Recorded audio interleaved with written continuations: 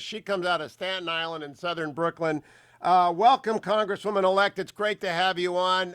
Tell people about yourself because they don't know much about Staten Island. When I lived in Manhattan, I'd go over there to get away from the city, but you tell people about you.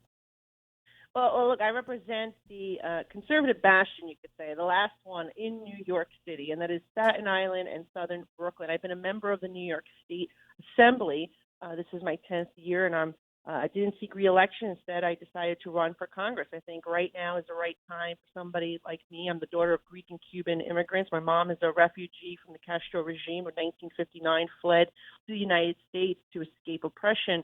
And right now, I think we need people with that background who understand what socialism is and what the left is trying to do to our nation. I could tell you, somebody from New York City, with Alexandria Ocasio-Cortez and Bill de Blasio in my city, I can tell you we're moving far to the left.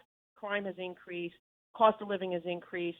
Quality of life has decreased. And we don't want to bring those policies across the nation in the United States of America through the federal government, which is exactly what Nancy Pelosi in many ways is trying to do. You are like one of the instant stars because you're young and you're from New York and you got a great radio voice and great presence on television. You also know when the federal government has to act. You helped your district through Sandy, right?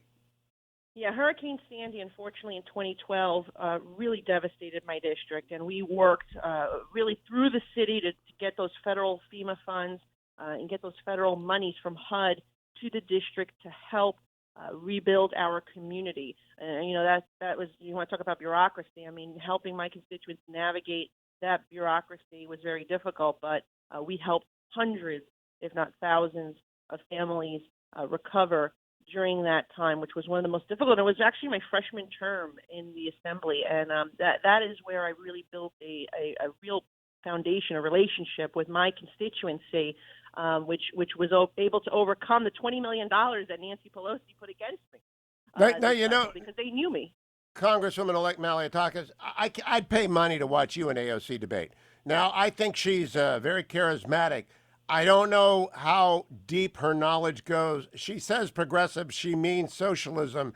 You are obviously the child of someone who had to run like hell from socialism/communism.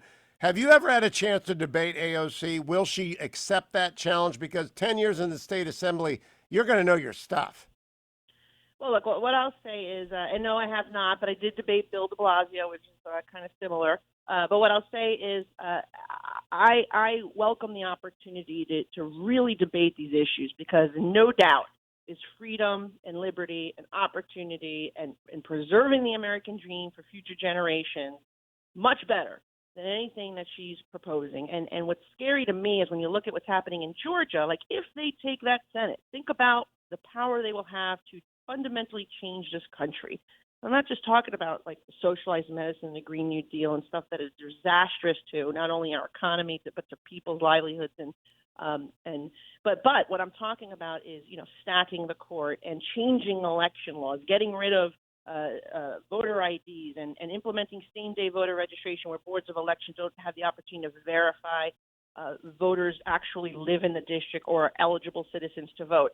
These are the things that will fundamentally change our nation, and then from there they have the power to really destroy, I think, destroy fundamentally our nation, our economy, everything that they want to do. Because once you do that, and in fact the court is just so dangerous.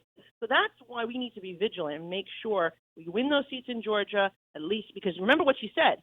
She wants to win those seats for the Democrats so they don't have to negotiate with Republicans anymore, and she could shove their agenda down our throat. Three times a day. 3 times a day I play this. Cut number 1. Now we take Georgia, and then we change the world. Yeah! I'm sorry, can you repeat that, Mr. Schumer? Now we take Georgia, and then we change America. So, Congresswoman Malliotakis, that's your fellow New Yorker, Chuck Schumer. Are they going to come after you in redistricting because you're on to their gig? Well, look, I got to tell you, and I've known Senator Schumer for a long time, just as a senator in my state, and what he's doing is really moving far to the left to kowtow to people in the fringe-based element. And that's the problem with the Democratic Party. I don't believe that he really believes the stuff that he says sometimes. I think that he's just moving along to the left because he's afraid of Alexandria Ocasio-Cortez. And if the Democrats didn't learn anything from this cycle, if they learned anything from this cycle, it should have been that we need to stop them because they're making us lose seats. It was 27 toss-up seats. Republicans won all 27 of them. That's because the Democrats have decided they were going to go that far radical to the left and start talking about defunding the police, talking about abolishing ICE, talking about stacking the court and changing this and election laws and socialized medicine. That's why they lost all those seats. So they should learn from that experience and actually fight back with us against the actual socialist squad. I hope you lead that fight, Representative-elect Nicole Malliotakis. Her Twitter handle is NM as in Mary, ALLIOTAKIS. I've tweeted it out. Make sure you follow her. She'll be back here a lot. Are you a Yankees or a Mets fan?